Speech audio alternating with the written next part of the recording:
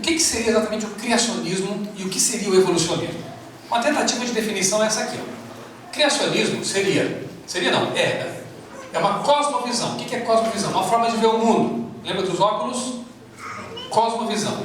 É uma forma de ver o mundo que procura integrar, juntar o conhecimento bíblico histórico e o conhecimento científico. Isso seria, assim, uma tentativa de definição do criacionismo. Resumindo, ciência mais teologia bíblica.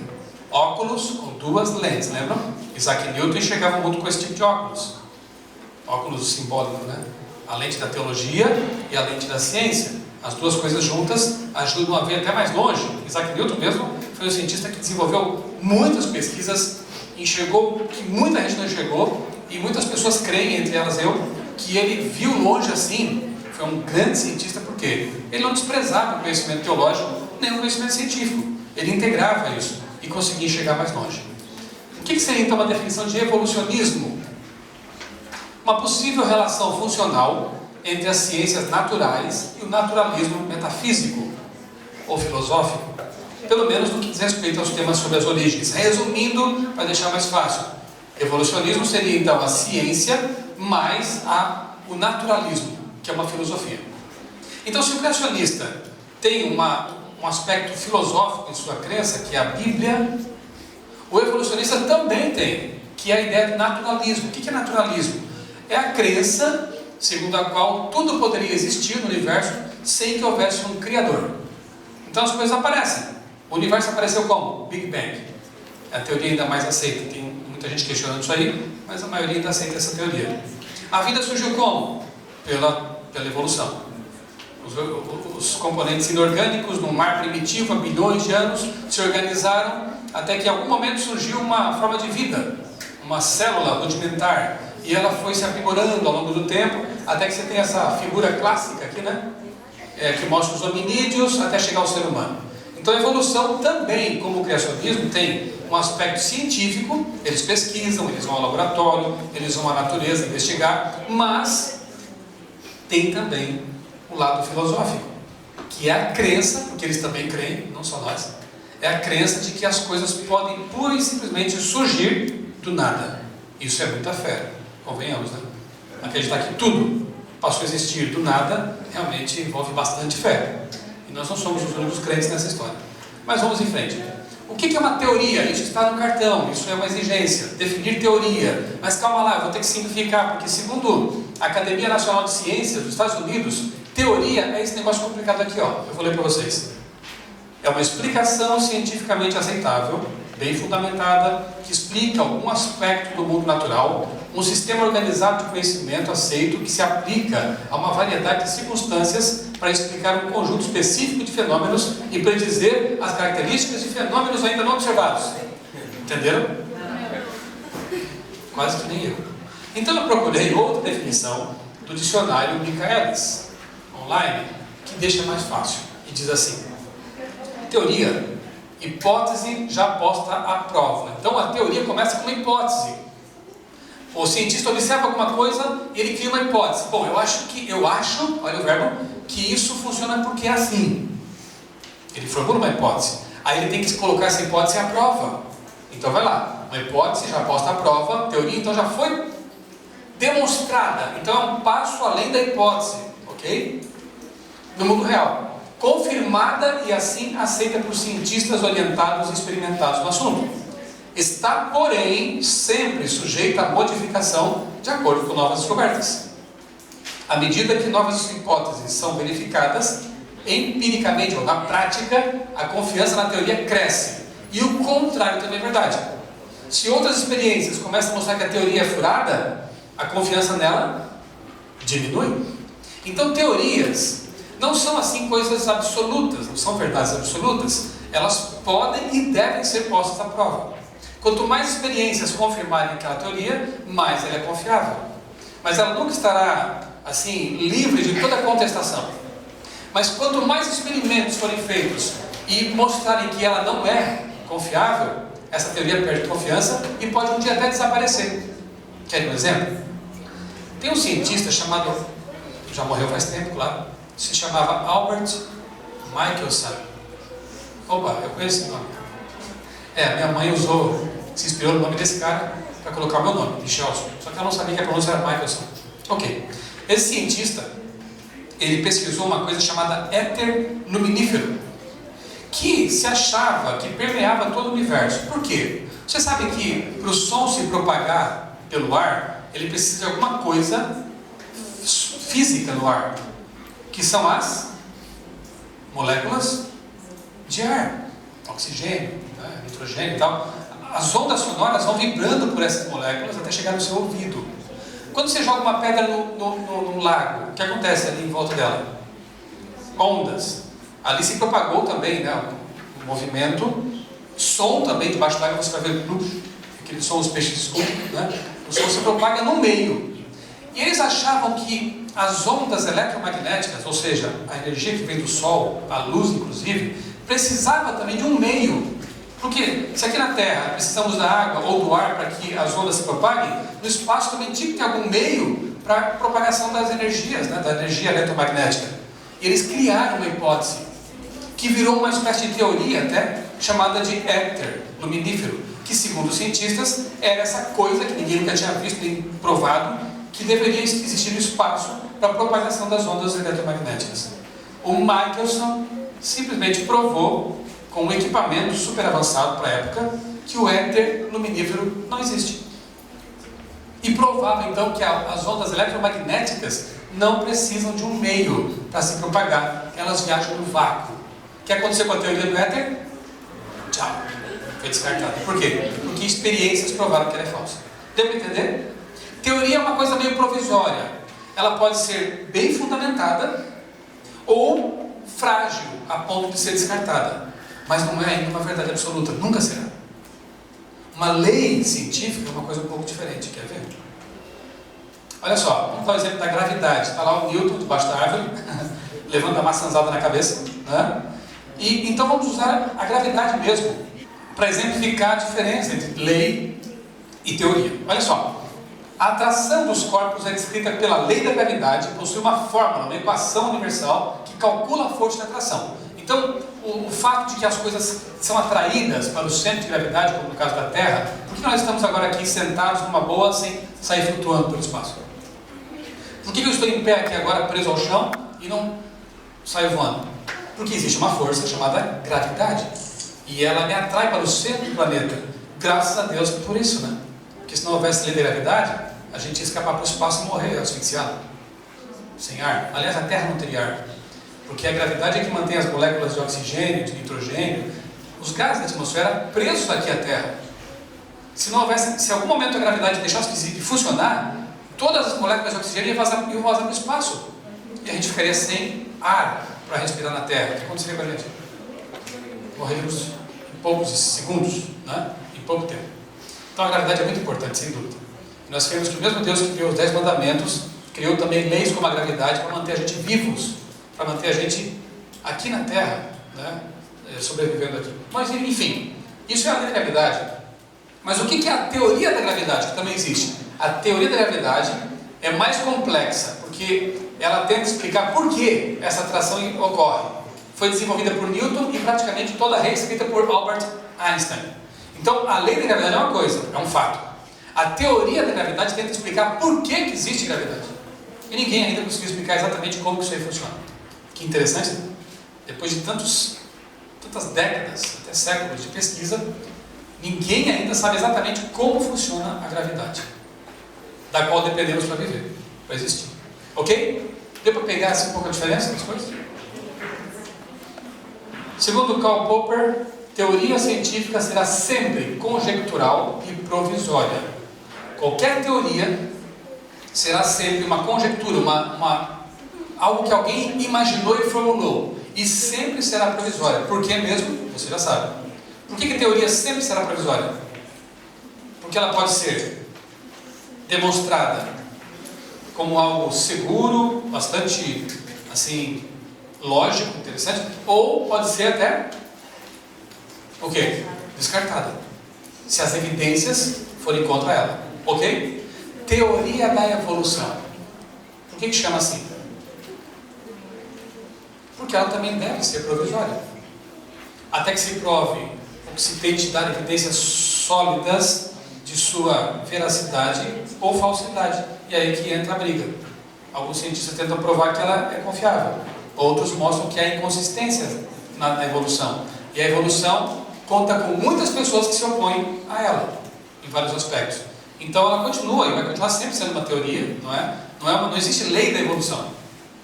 Porque você não tem como prová-la em todos os seus aspectos, né?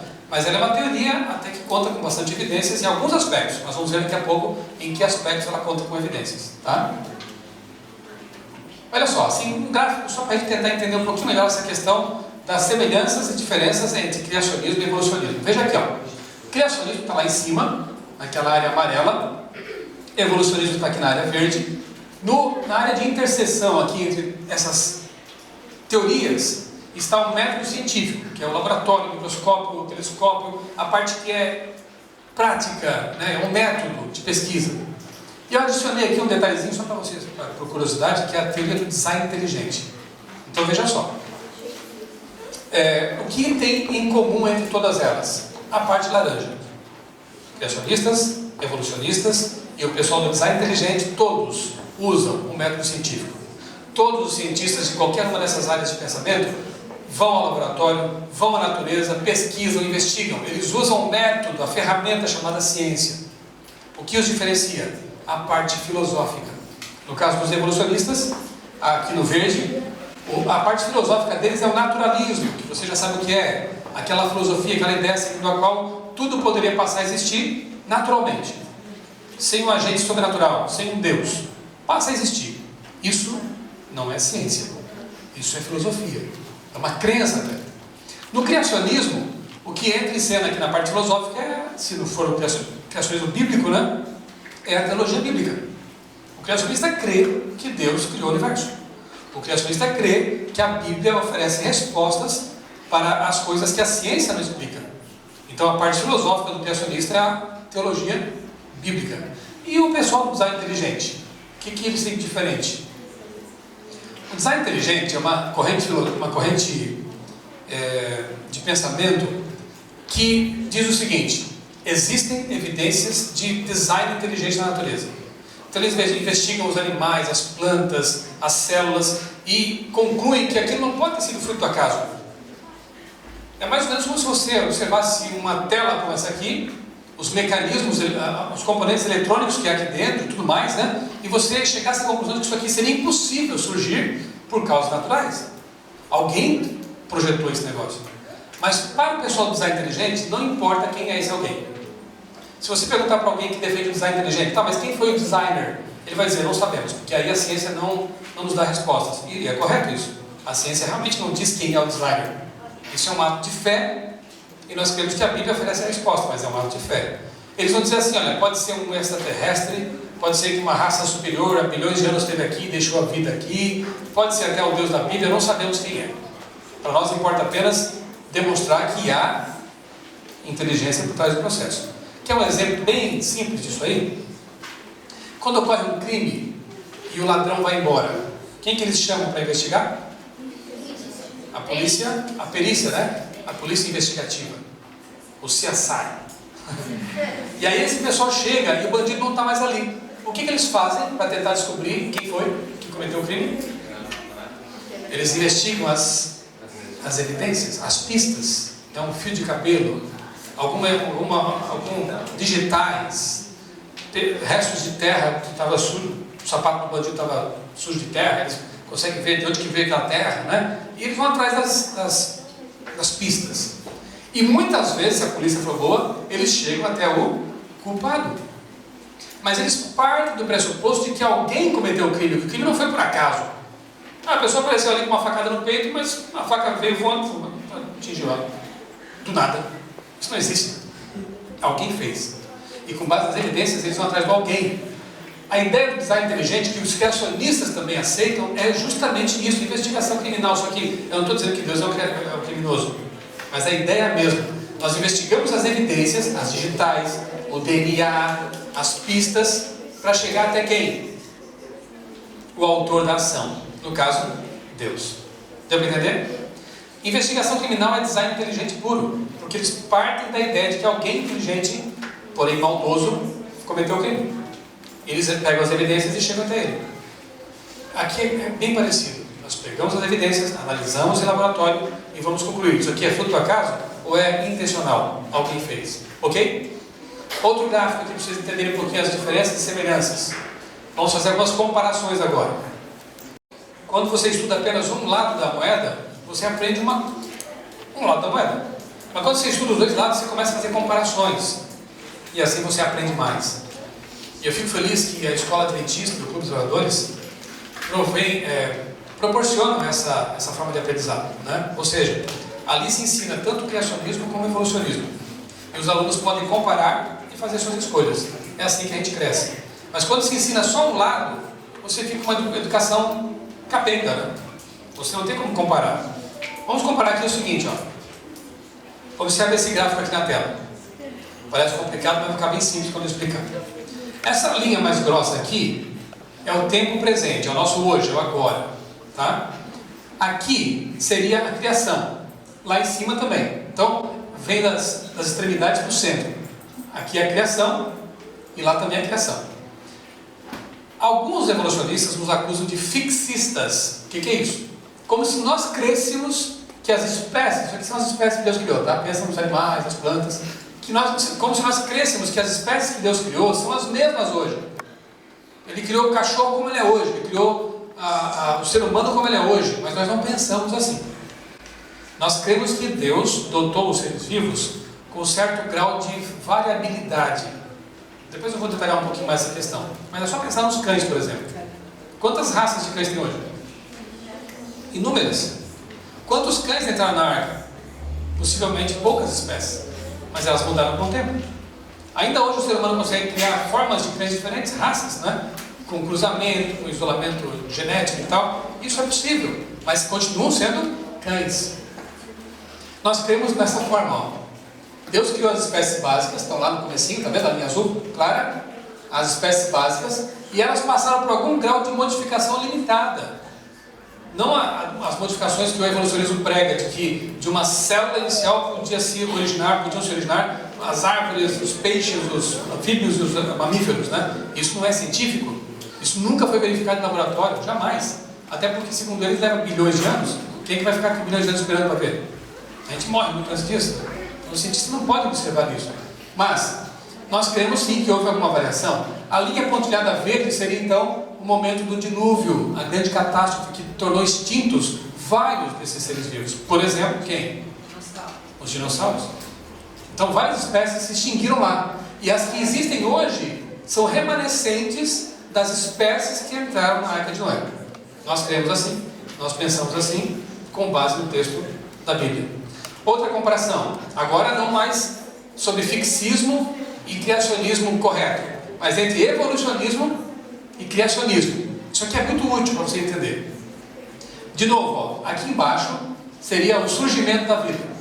Lá em cima, para cá, a criação da vida. E a linha mais grossa aqui seria o hoje, que é o atual. Vamos ver como é que os evolucionistas pensam? Eles pensam assim, ó. Surgiu uma forma de vida desconhecida. Talvez um tipo de célula, alguma coisa assim. Uma bactéria, sei lá o quê. A primeira forma de vida que ninguém sabe qual foi. E desta forma de vida, teriam evoluído todas as demais formas de vida que nós vemos hoje. Deu para entender? É uma árvore, né? Eles pensam numa árvore com um tronco único. Aí alguns se extinguiram, pararam pelo caminho, sumiram por algum motivo ou outro. E os que existem hoje, os animais, plantas, seres vivos que existem hoje, seria então o resultado de todo esse processo evolutivo ao longo de bilhões e bilhões de anos. Isso é evolução. E o criacionista, como pensa? Já vimos, né? Deus criou as espécies básicas, ou os tipos básicos de seres vivos, muito melhores, maiores, mais fortes e bonitos do que os que nós temos hoje. Haja vista que nós cremos pelo relato bíblico que Adão e Eva tinham lá seus 4 metros de altura, mais ou menos. Eram muito mais fortes, inteligentes. Haja vista também que há construções no passado que hoje são impossíveis, como as pirâmides, por exemplo. Como fizeram aquilo? A coisa é tão tremenda que alguns evolucionistas chegam a supor, de uma forma absurda, que quem fez as pirâmides foram os ETs. Porque o ser humano não tinha inteligência para fazer aquilo. Pelo pensamento evolutivo? Não. Mas pelo pensamento criacionista tinha, porque o ser humano do passado era muito mais o quê? Forte, durava mais tempo e muito mais inteligente. Aí é possível explicar essas tremendas construções do passado, como as pirâmides egípcias, as pirâmides astecas, maias, né, que temos aqui também no nosso continente americano. Muito bem. Olha só como que a coisa é, né? Conceito de evolução. O Senhor está dizendo assim, ó, eu sei que a evolução é verdadeira, é um fato, porque eu vejo a evolução ocorrendo todo o tempo. Olha como a palavra ela é meio camaleônica. Uma hora ela significa uma coisa, outra. Como assim? No primeiro momento que ele fala de evolução, ele está dizendo, está se referindo à macroevolução, ou seja, a ideia de que a evolução é assim, de uma célula inicial pode surgir um ser humano ao longo dos bilhões de anos. Isso é chamado de macro ou mega evolução. Do super simples para o ultra complexo. Mas no segundo momento que ele usa a palavra evolução, ele se refere só à variação de raça, como nos cães, que alguns chamam, para tentar entender, de microevolução. Essa palavra é muito complicadinha, né? A primeira coisa que você tem que perguntar para o evolucionista é o seguinte: o que você entende por evolução? Para mim, evolução é uma célula primordial dar origem às baleias, aos seres humanos. Bom, aí eu não concordo com você. Isso aí não é científico. Mas se ele disser assim, bom, para mim evolução por exemplo, os cães que variam, né, em raças, são as bactérias que adquirem resistências aos remédios que a gente usa para matá-las. Algumas se tornam mais fortes, conseguem sobreviver. Bom, nesse caso eu concordo com você, porque isso aí é observável. Mas isso não mostra que as bactérias deixaram de ser bactéria, que os cães deixaram de ser cães. Eles só variaram. Então nesse ponto a gente concorda. Mas o Senhor aqui, espertamente, usa a evolução de duas formas, a palavra.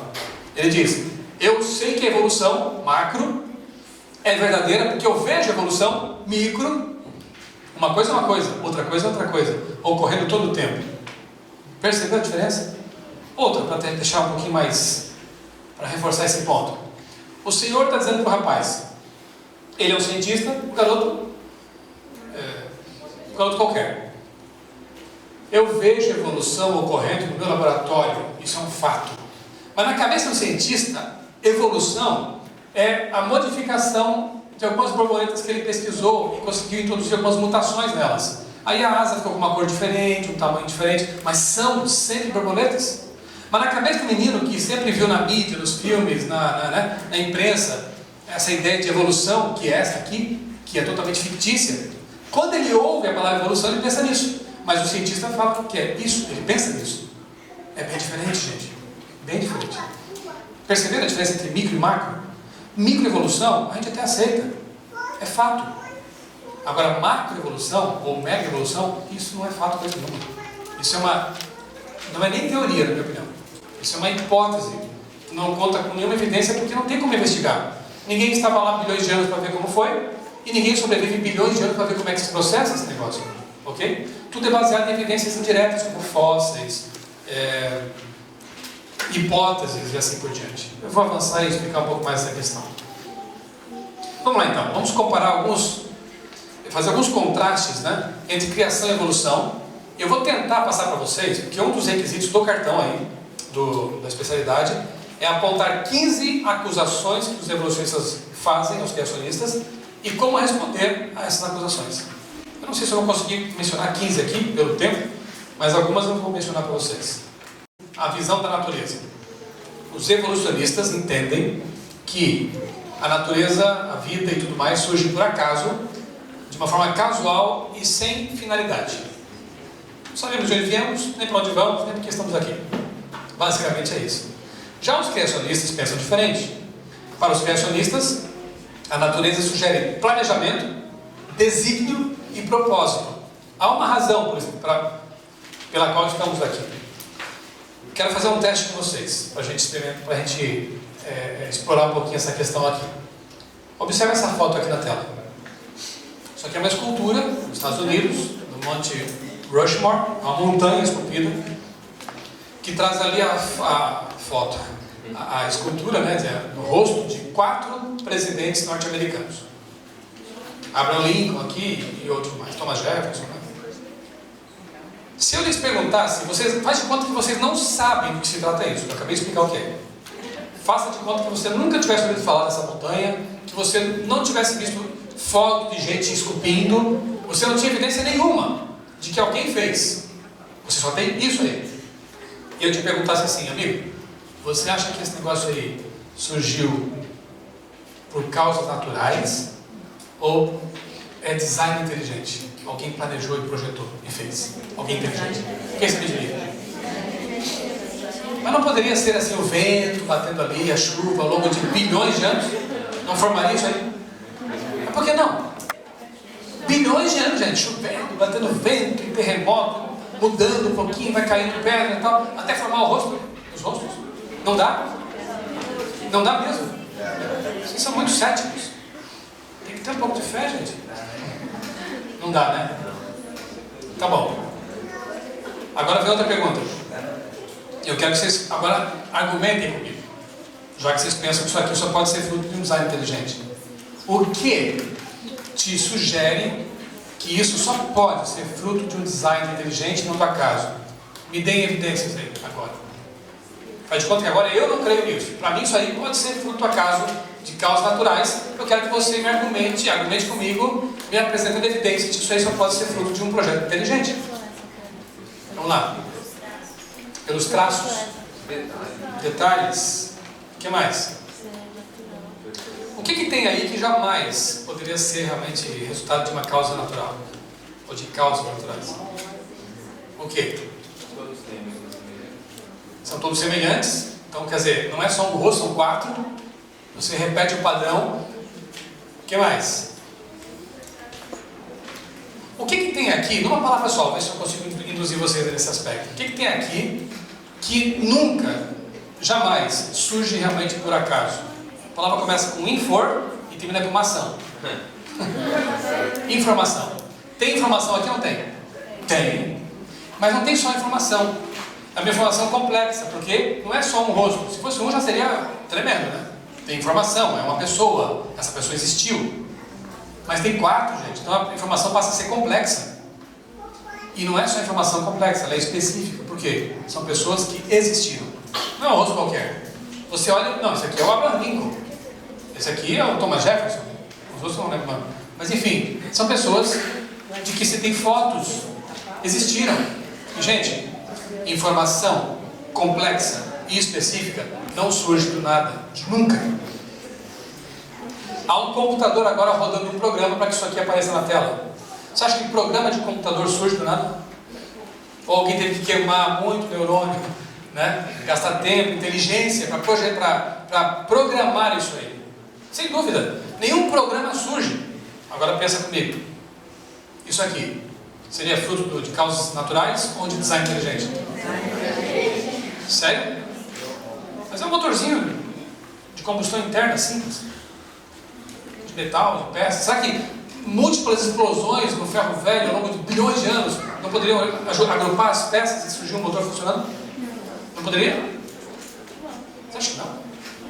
Vocês são muito céticos. Tem que ser mesmo, tem que ser cético. Para crer, você tem que ser cético. Você tem que duvidar das coisas. Não pode aceitar tudo assim de mão beijada, né? Ah, eu vi lá no Fantástico, tal, o cientista falou tal coisa. Não, questione. Vá atrás. Será que é isso mesmo? Jamais uma coisa dessa poderia surgir, né? Mas se você me disse que isso aqui não pode surgir por causas naturais, você teria também que concluir que isso aqui, que é uma bactéria, numa animação 3D, aparece dentro dela o rotor bacteriano. Ela dispõe de um motor elétrico. E ela gira esse motor e faz com que esse flagelo, o rabinho dela, ele chicoteie no líquido em que ela está e ela se locomove mais rápido se acelerar o motor, consegue frear se parar o motor.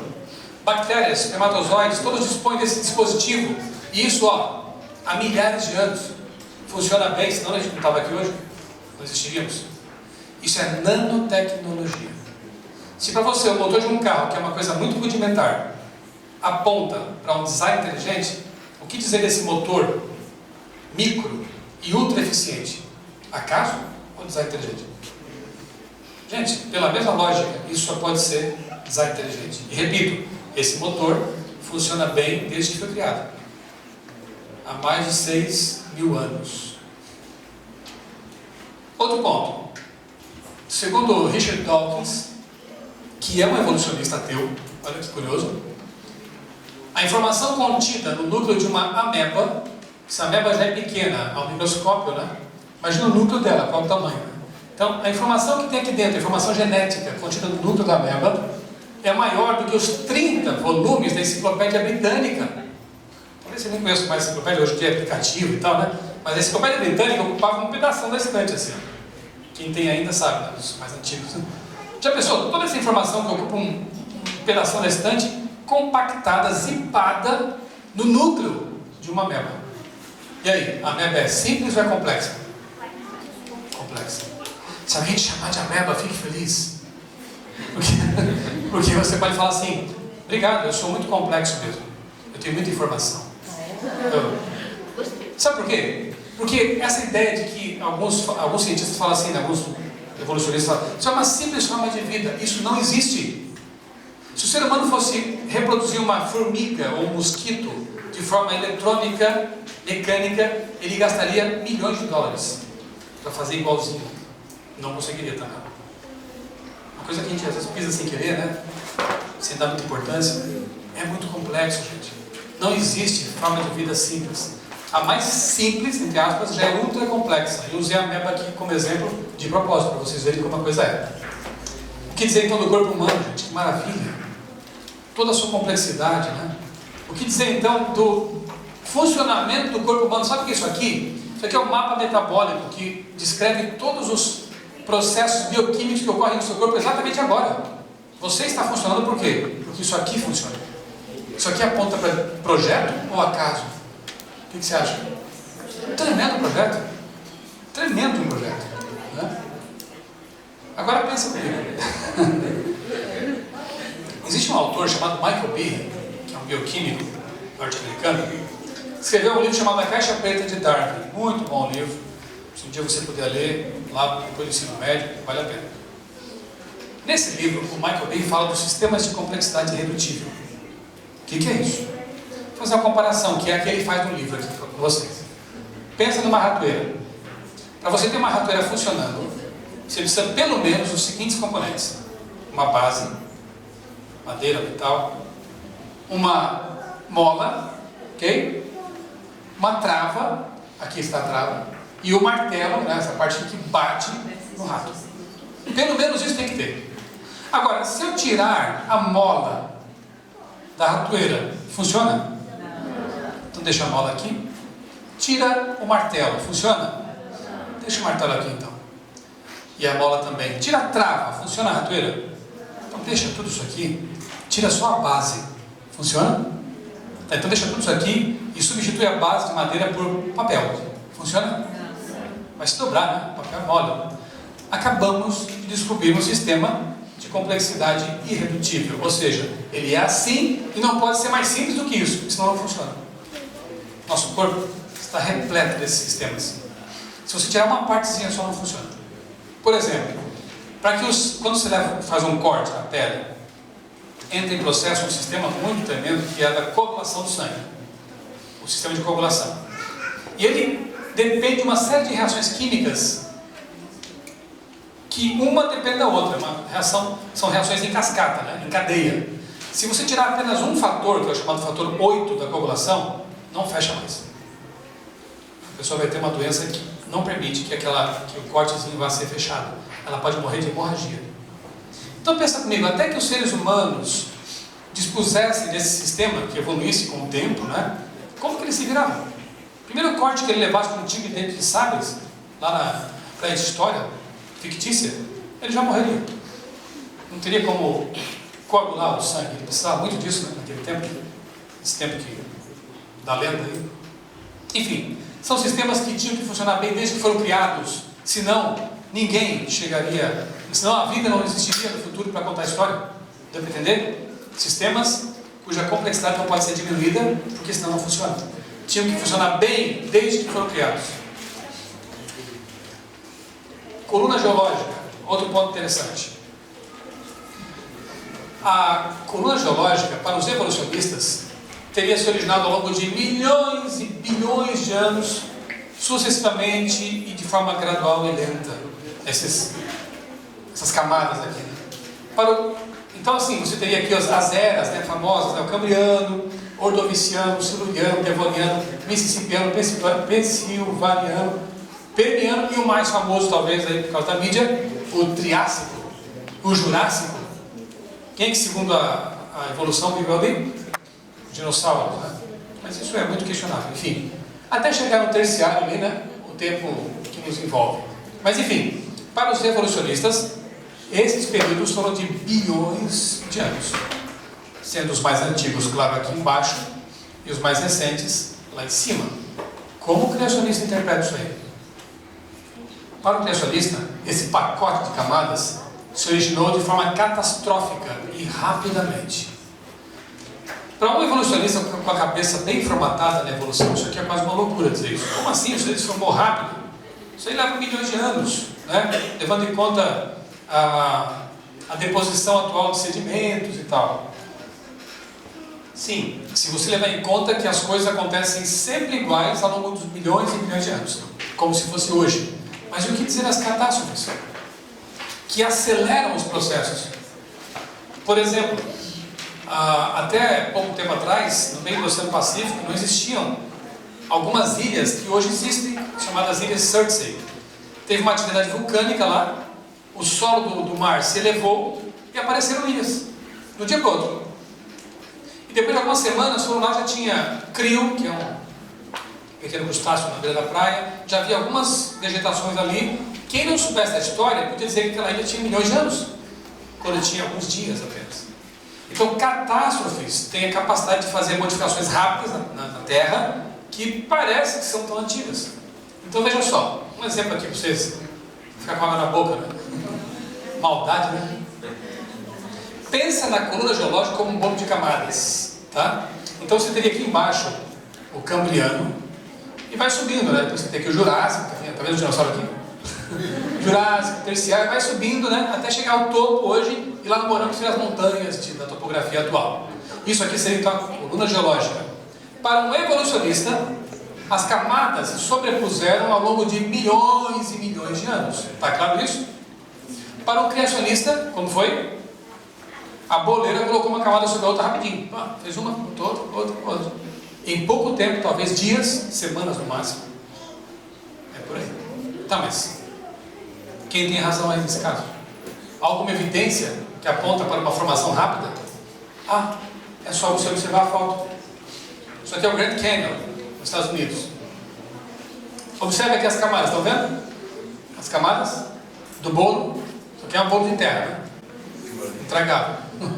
Mas aqui estão as camadas. Pergunto: elas lhes parecem planas ou irregulares? As camadas? Planas. Isso é interessante, porque o topo, na verdade, é irregular. Como é que é a topografia atual da Terra? Montanhas, vales. Por que é assim o topo da Terra hoje? O que causa os vales, montanhas, ravinas? Erosão, né? Ou terremotos, chuvas, intempéries.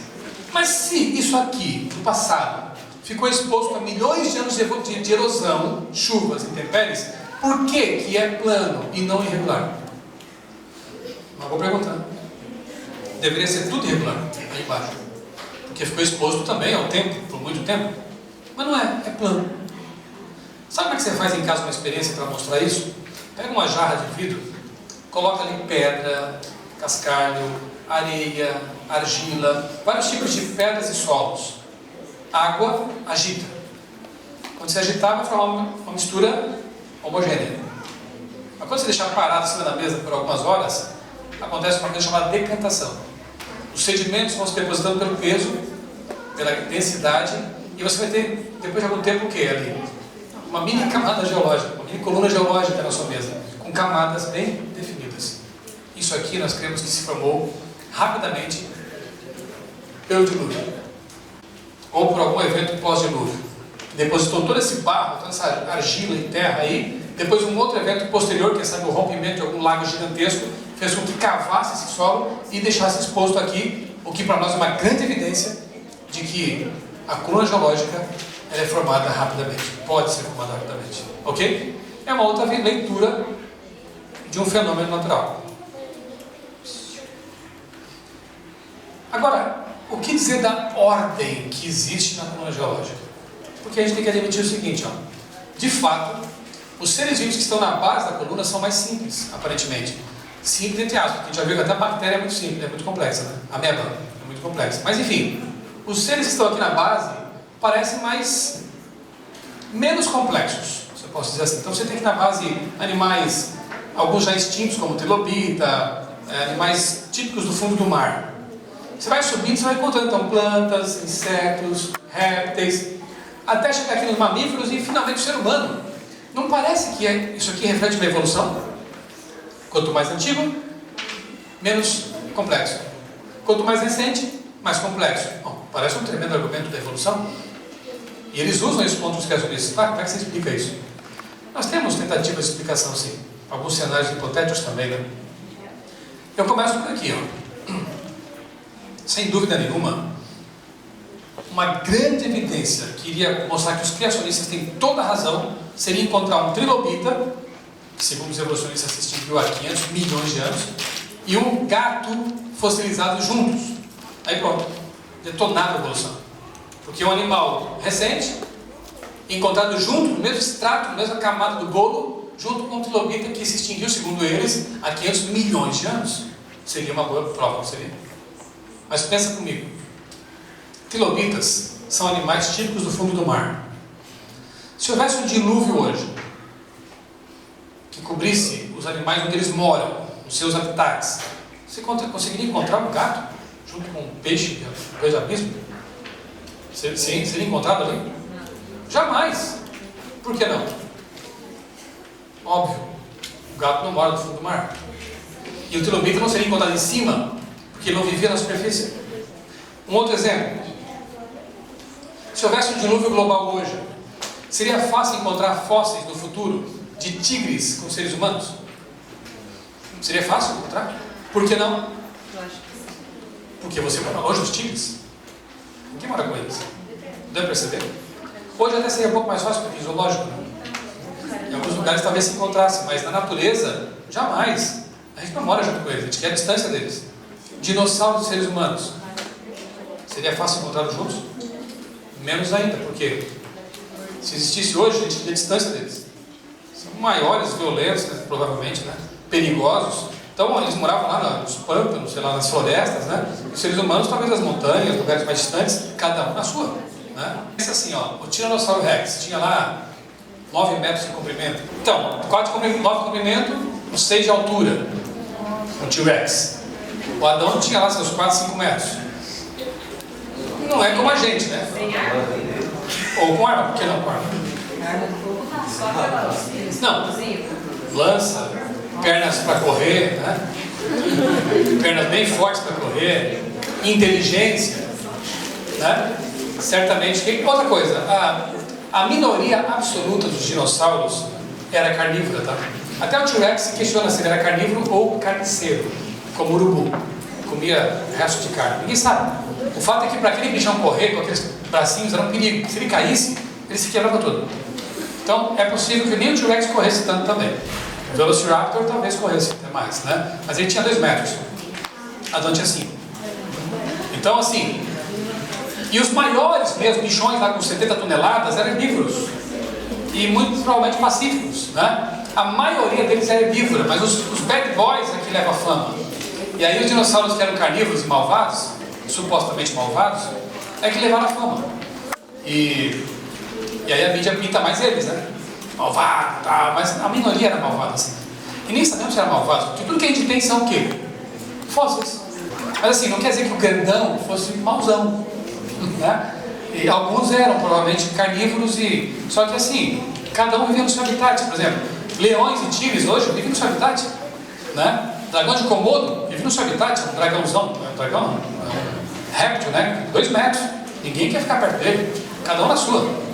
se respeitam. Então, o que eu quero enfatizar é o seguinte: assim como se houvesse um dilúvio hoje, você não encontraria fósseis de tigres, leões, dragões de Komodo, dificilmente, não quer dizer que não vai encontrar, mas dificilmente encontraria com fósseis humanos.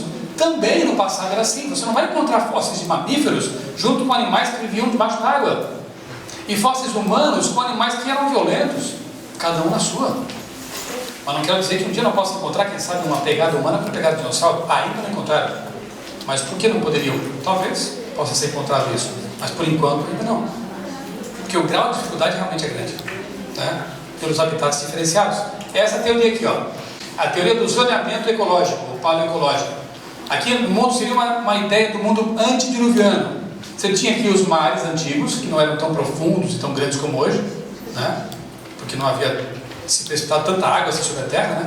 E a Terra chamava Terra. Hoje podia chamar água, né? Tem mais água sobre a superfície do que terra, né? Mas enfim, aqui os mares antigos, as regiões mais baixas que os répteis preferem, porque tudo indica provavelmente que não tinham sangue quente, então eles preferem regiões mais baixas, mais quentes, né? Então talvez aqui nos vales mais quentes, cheios de florestas, e lá nas montanhas, os mamíferos, as aves, os seres humanos que preferem lugares mais... só que naquele tempo também as montanhas não eram tão altas assim, né? Eram mais colinas, né? Enfim, cada um no seu habitat. Quando vem a catástrofe do dilúvio, levando muita lama e terra e pedra e água, ela vai cobrindo cada um deles em seu habitat, e aí sepultando esses bichos, e com o tempo eles fossilizam e viram rocha. Os paleontólogos vão lá, desenterram aquela rocha, quebram, e dentro está a impressão do bicho que morreu. Isso é fóssil, e é uma próxima especialidade, né? Depois a gente detalha esse assunto. Com relação aos dinossauros, já que entramos no tema também, né? Criacionistas e evolucionistas têm hipóteses diferentes para a extinção deles. Para os evolucionistas, os dinossauros teriam sido extintos porque um grande meteorito teria se chocado contra a Terra, lá em Yucatán, no México, e tem uma cratera realmente gigantesca lá, que indica que houve mesmo a queda de um meteorito. Teria levantado muita poeira, causado uma espécie de era glacial, e os dinossauros teriam se extinguido por causa disso. Mas é estranho, porque veja só, eles eram muito mais fortes, né, do que os mamíferos, do que as aves, e só eles se extinguiram. Essa é uma das teorias, são mais de 40 teorias na verdade, tá? Essa é a mais aceita. Ela não é assim uma Brastemp, né? Tão redondinha assim, ela tem suas inconsistências, né? Segundo os criacionistas, agora sim, a explicação estaria numa tremenda catástrofe aquática, hídrica, ocorrida milhares de anos atrás. Mas por quê? O que esse negócio explica? Olha que evidências interessantes. Primeiro, publicado na Folha de São Paulo: dinossauros tiveram morte em agonia. Olha que coisa interessante. Os fósseis de dinossauros geralmente têm a boca semi-aberta, a cabeça para trás e a cauda em curva. Por essas razões, paleontólogos acreditam que os dinos morreram na água. Água. Não tem a ver com meteorito, explosão, morte em agonia porque ficou gelado no mundo, sem comida. Não foi morrendo assim aos poucos, na míngua. Morreram surpreendidos, porque geralmente encontram os fósseis como? Com a boca aberta, querendo respirar, sufocando, com a cauda encurvada, em agonia. É assim que eles encontram os bichos. Outra coisa, cientistas encontram tecido mole de T-Rex no fóssil, não virou pedra ainda. Aqui tem colágeno, aqui tem pele, no meio de um fóssil de T-Rex. Como que esse negócio se extinguiu há 60 milhões de anos e ainda você encontrar tecido, material mole no fóssil de um Tiranossauro Rex? Isso quer dizer que ele não é tão antigo assim? Deu para entender?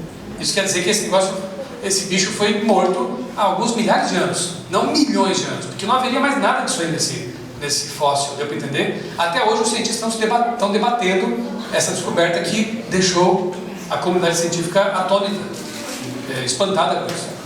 Outra coisa, para sepultar um bicho desse porte, que era muito maior que um elefante africano, alto demais, né?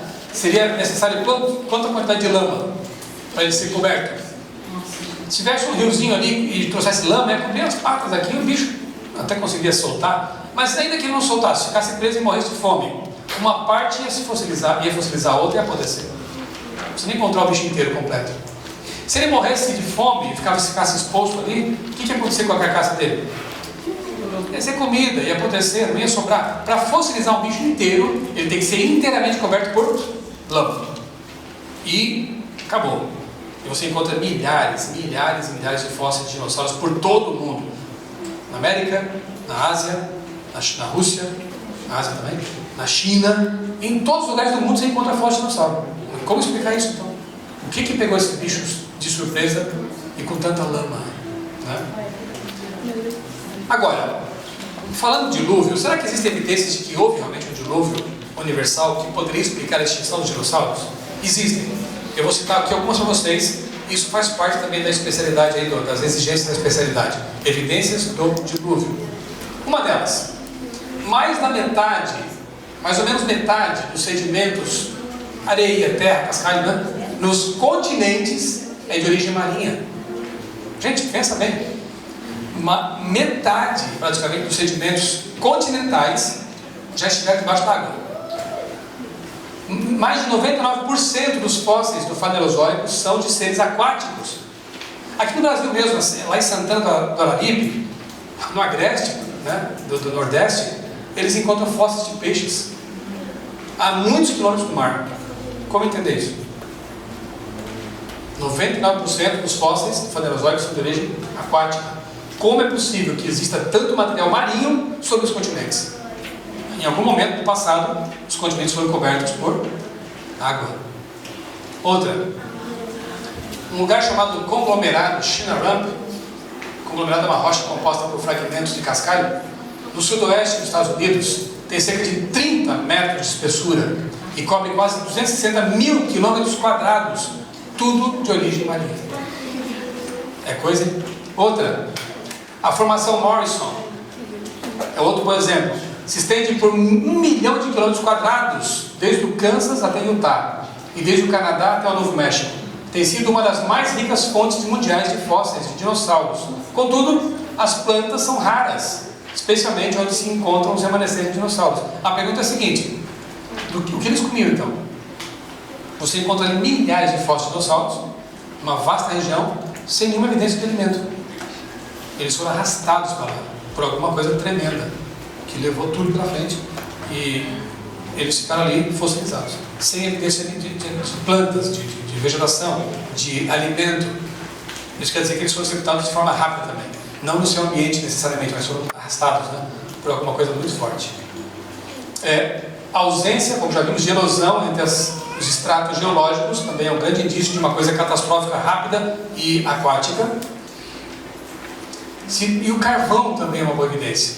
Olha que interessante isso aqui, ó. Analisa os números comigo. Se tomarmos uma média de 3 metros de turfa, que é o que forma o carvão, né, que é uma acumulação de vegetais ali numa bacia e tal, né, 3 metros de turfa forma nem 1 metro de carvão, 0,3 metro de carvão.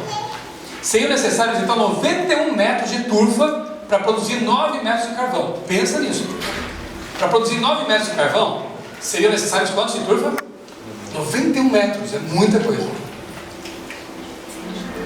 Há poucas turfeiras, charcos ou pântanos hoje no mundo que alcançam 30 metros. Pouquíssimos, 30 metros. Para formar 9 tem que ter 90. No mundo hoje não tem isso, de turfa. Mas há veios de carvão que tem 91 metros. Gente, é muita vegetação para formar esse tipo de carvão. Essa quantidade. De onde veio tudo isso? Olha só. Carvão encontrado em Morwell, na Austrália, tinha uma espessura de 170 metros. Isso quer dizer que tinha que ter quanta turfa? Até o espaço. Então não dá para explicar a formação de carvão atual que nós encontramos hoje pelo modelo evolucionista, ao longo de milhões de anos, de acumulação de vegetais. Foi alguma coisa muito rápida no mundo abundantemente povoado por plantas, árvores gigantescas. E curiosamente esse é o cenário da Bíblia, né? Fala que o mundo era um grande jardim, com plantas gigantes, abundantes sobre o mundo. Hoje em dia não tem como explicar isso de outra forma. Emerson Cooper, olha que outra evidência interessante. Emerson Cooper menciona que o dilúvio deve ter ocorrido mais ou menos 4.400 anos atrás. E que não existem árvores que tenham mais de 4.400 anos. Isso aqui é muito curioso, gente. Isso aqui é uma sequoia, entre as maiores árvores do mundo, né? Algumas lá no Parque Yellowstone tem até um túnel por baixo, os carros passam dentro. Uma árvore gigante. Nenhuma sequoia tem mais do que 4 ou 5 mil anos. Só que as árvores, como essa daí, são virtualmente imortais. Elas podem durar para sempre. Como explicar que elas têm só 4 mil e poucos anos? Não mais do que isso. Curiosamente bate com a data do dilúvio, mais ou menos dessa época. Ou seja, o dilúvio arrancou todas as árvores, e as que passaram a existir no mundo então, datam dessa época. Começaram a crescer de novo há 4.500, 4 mil e poucos anos no passado. Repito, nenhuma árvore do mundo hoje tem mais do que isso. Por quê? Porque elas passaram a crescer naquele tempo. Isso é interessante, não é? Outra evidência recente, semana passada. Já havia pesquisa sobre isso, mas agora eles conseguiram provar, confirmar. A Terra tem um oceano debaixo da Terra, né? Um oceano subterrâneo, 3 vezes maior em quantidade de água do que os oceanos que existem hoje na superfície. Repito, há debaixo da Terra, mais de 600 km para baixo, água em quantidade superior 3 vezes ao que existe hoje na superfície dos mares. Isso é fantástico.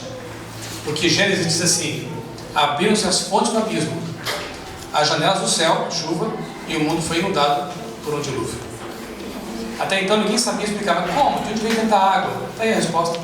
O tempo passa, as pesquisas são feitas, e a Bíblia sempre e sempre vem sendo confirmada pela ciência. Isso é fantástico, gente. E eles conseguiram confirmar isso aí recentemente. Outro ponto, mutações. Segundo os evolucionistas, as mutações são alterações no DNA humano que se expressam de alguma forma também no corpo, né? Fora do organismo ali. As mutações, para os evolucionistas, geralmente são benéficas, dando origem a novas características que podem ser selecionadas pela seleção natural. Mas para os criacionistas, as mutações geralmente são maléficas, não dando origem a novos órgãos funcionais ou planos corporais. Resumindo, para evolucionistas, as mutações ajudam. Para os criacionistas, via de regra, atrapalham, porque elas trazem perda. Vou dar um exemplo só para vocês, ou 2.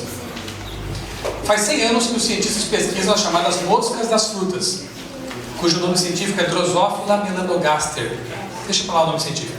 É a mosquinha da fruta. Por que eles pesquisam as moscas? Porque elas se multiplicam muito rápido.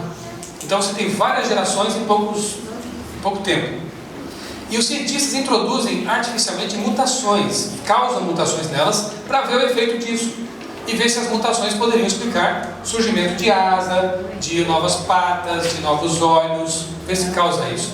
Gente, em 100 anos, o que eles conseguiram foi o seguinte: moscas sem asas, moscas com asas retorcidas, não voam, asa atrofiada, dobrada, moscas maiores, menores, mas nunca uma mosca com alguma coisa nova e vantajosa. Pelo menos vantajosa em algum contexto. Nunca um órgão novo funcionando, nunca alguma coisa que aprimorasse. Sabe por quê? Porque você já sabe, informação complexa, específica, surge ou não? Não surge, só se perde ou se altera, nunca surge. Então, como explicar que uma ameba primordial pudesse em algum momento desenvolver olhos, pulmões, braços, ouvidos? Tudo isso vai surgindo assim? Informação genética surge? Apareceu mais informação. Porque para você ter um órgão novo, não basta ter o órgão, você tem que ter no DNA informação para que esse órgão exista e funcione. O programa tem que estar lá, não basta ter o órgão, entendeu? Para você ter olhos funcionando, você tem que ter neurônios também lá dentro do cérebro que interpretem a visão, e genes que administram, digamos assim, esses neurônios. E aí? Como que esse negócio surgiu? Vai aparecendo. Deu para entender? 100 anos de pesquisas provaram o contrário do que eles queriam provar. Que mutações só detonam, só estragam, só trazem perda de informação. Para ser honesto, uma vez, pelo menos, assim, detectado, né? Pode ter havido outras vezes, né? Uma mutação desse tipo, sim, trouxe vantagens. Numa ilha do Pacífico, os cientistas descobriram que havia uma população de moscas sem asas, vivendo numa bola, caminhando no chão e tal. Ficaram intrigados com isso. Como que essas moscas aqui vivem, né, sem asas? Só tem moscas sem asas praticamente. E eles foram investigar, isso é ciência, né? Investigar as causas.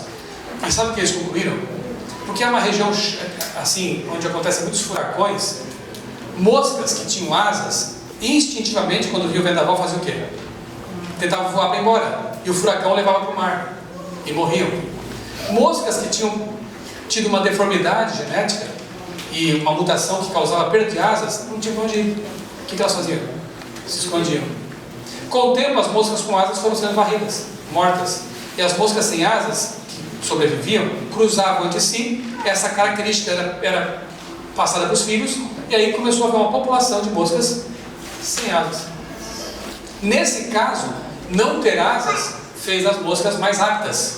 E aí se aplica aquela máxima, né? Sobrevivência do mais apto. Só que o mais apto aqui tinha uma vantagem provinda de uma perda. Resumindo, mutação existe, causa só perda, pode até ser favorável em alguns momentos, em alguns lugares. Porém, não explica o ganho de órgãos, o ganho de funções mais complexas. Jamais. Porque nunca se ganha. Só se perde ou só se muda. Perceberam isso? Está bem claro até aqui, gente? Posso avançar? Como explicar a origem dos sexos, macho e fêmea, dos gêneros? É outra complicação. Sabe por quê? Pensa comigo. No princípio, todos os animais eram apenas assexuados, né? Bactéria não tem sexo. Bactéria, ela se multiplica por divisão simples, ok? Mas em algum momento da história, algum tipo de mutação teria que ter dado origem a um órgão sexual masculino e no outro um órgão sexual feminino. Só que tem um detalhe: não adiantaria haver uma mutação que desse origem a um macho num local como o Brasil pré-histórico, 100 milhões de anos atrás, e uma outra mutação que desse origem a uma fêmea, com órgãos bem diferentes, super complexos, numa mesma geração e no mesmo espaço geográfico, no mesmo ambiente, para se encontrar, casar, bicho não casa, né? Para cruzar e ter um descendente também fértil.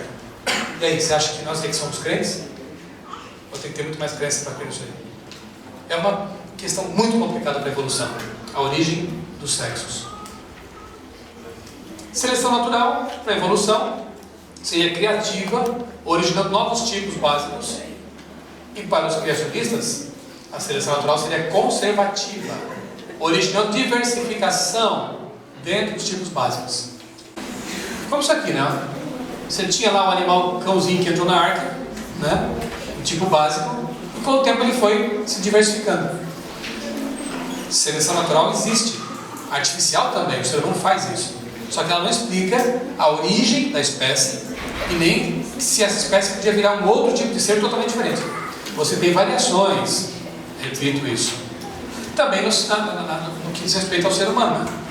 Como explicar que de Adão e Eva, que segundo a Bíblia tinha uma cor assim mais próxima da terra, né? Você pudesse ter uma variação tão grande como asiáticos, amarelos, negros, brancos e assim por diante, mulatos, né? Toda essa diversidade veio a partir de um casal original. Como se explica isso? Microevolução? Modificação limitada? Dê o nome que você quiser, mas você só tem seres humanos. Ao longo de todo esse tempo, você não teve uma variação tão grande que formasse um outro tipo de ser que não o ser humano. Embora as cores variem, os formatos variem, as alturas e tudo mais, né? Você tem seres humanos, ok? Registro fóssil, segundo a evolução, deveria apresentar grande número de formas transicionais. Se mamíferos vieram de répteis, se aves vieram de répteis, répteis de peixes e peixes de não sei o que, você devia ter uma transição lenta e gradual entre os seres. Um bicho que fosse 10% réptil, 10% ave, 90% réptil. Depois 20% ave, 80% réptil. Até chegar a 10% réptil, 90% ave e ave. Entendeu? Uma graduação assim, bem contínua. Você não encontra isso no registro fóssil. Você investiga os fósseis e vê, isso aqui é peixe, isso aqui é anfíbio, isso aqui é réptil, isso aqui é ave, isso aqui é mamífero. Bem distintos, sem esses elos adicionais. A gente até brinca dizendo que os elos perdidos continuam perdidos. Nunca se encontraram. Para criacionistas, o registro fóssil apresenta tipos básicos de vida separados por lacunas. E é exatamente isso que a gente encontra no registro fóssil. Alguns cientistas evolucionistas tentam classificar um ou outro ser como uma espécie de transição, né?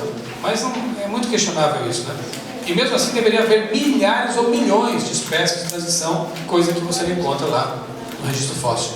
E eu quero tomar um exemplo aqui do trilobita, que é uma artrópode extinto já, tanto quanto se creia e saiba, não existem espécies vivas hoje, que é típico de fundo do mar, regiões profundas.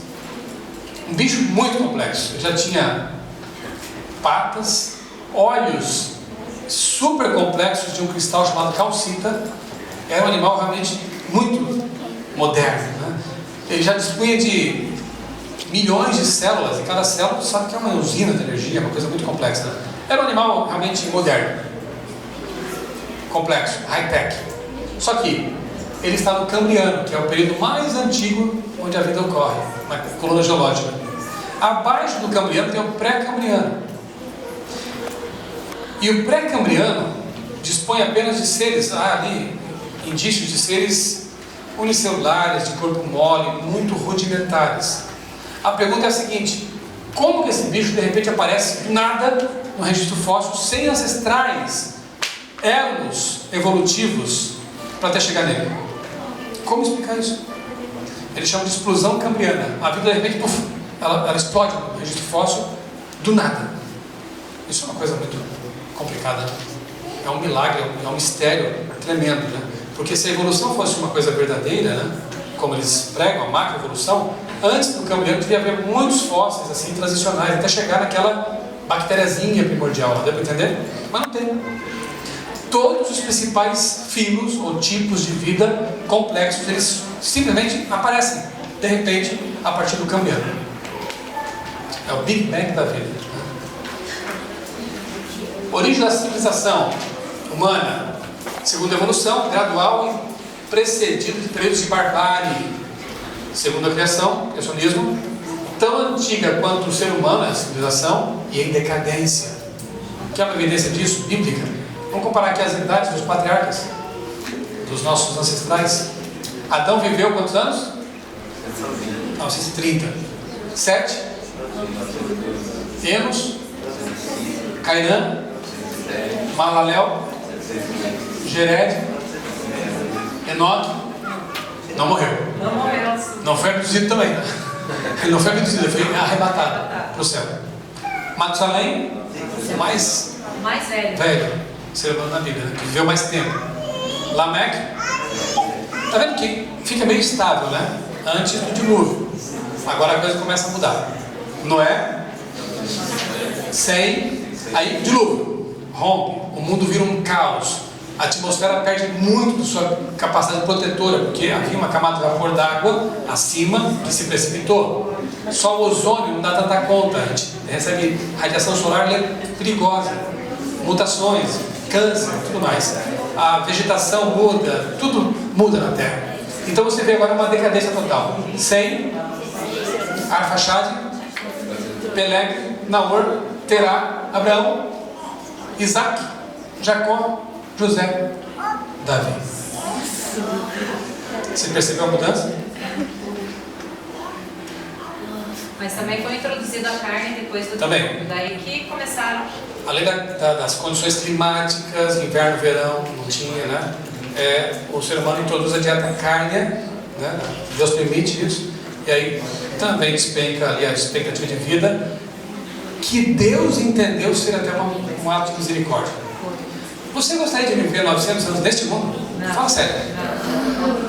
Vendo tanta miséria, tanto crime, vendo seus filhos sofrer depois, vendo seus pais sofrerem, vendo tanta coisa terrível, eu não queria, sabe?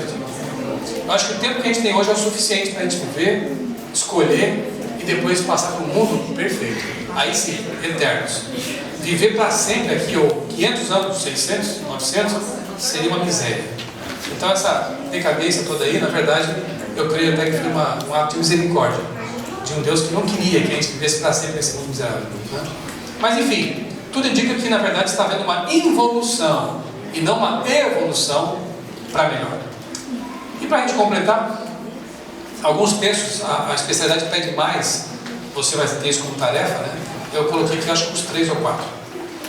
Salmo 139, 14 diz: graças te dou. Por quê?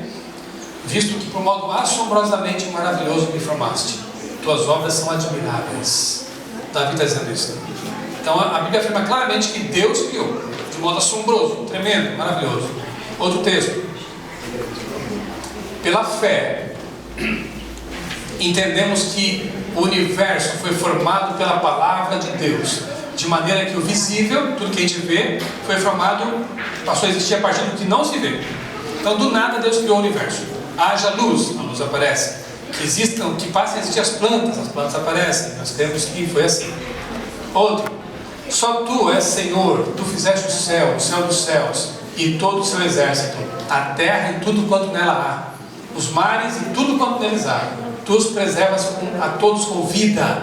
Então o criacionista não apenas crê que Deus criou o universo, mas Deus mantém o universo funcionando. Então se nós existimos hoje é porque Deus pensa em nós, porque Deus promove a manutenção da nossa vida. Então nós cremos que Ele é criador e mantenedor. Ele mantém a vida. E lá em João e Apocalipse, eu não vou ler o texto agora, mas você deve conhecer, existe a promessa da recriação. Nós não apenas cremos que Deus criou a vida, Deus vai recriar a vida nesse planeta. E aqui em João, Jesus promete que Ele vai voltar, né? Não se turbe o vosso coração, creiam em mim, eu voltarei. Em Apocalipse 21, versos 1 a 3, ele diz, João diz que viu novo céu e nova terra, nos quais habita a justiça. A morte não mais existirá, todas as primeiras coisas passaram, eis que tudo se fez novo. Então Deus promete que um dia, nós cremos que muito em breve, Ele vai recriar esse planeta e restaurá-lo à condição inicial antes do pecado. Essa é a nossa grande esperança. Então você vê que o criacionismo é uma visão de mundo que aponta para a origem e para o futuro da humanidade. E é a única visão que apresenta a esperança para a humanidade. Porque se nós partimos do naturalismo, do evolucionismo, aí a coisa complica, porque não sabemos de onde viemos, não sabemos para onde vamos e somos apenas um tipo de animal evoluído. A própria moral perde sentido e a esperança se dissolve, se desfaz. Então que Deus possa realmente abençoar vocês todos, para que vocês sejam pessoas cheias de esperança, que entendam a origem nobre que vocês tiveram das mãos de Deus e que vocês tenham um destino maravilhoso esperando por vocês, desde que vocês se preparem para Ele, que é a volta de Jesus e a recriação da terra.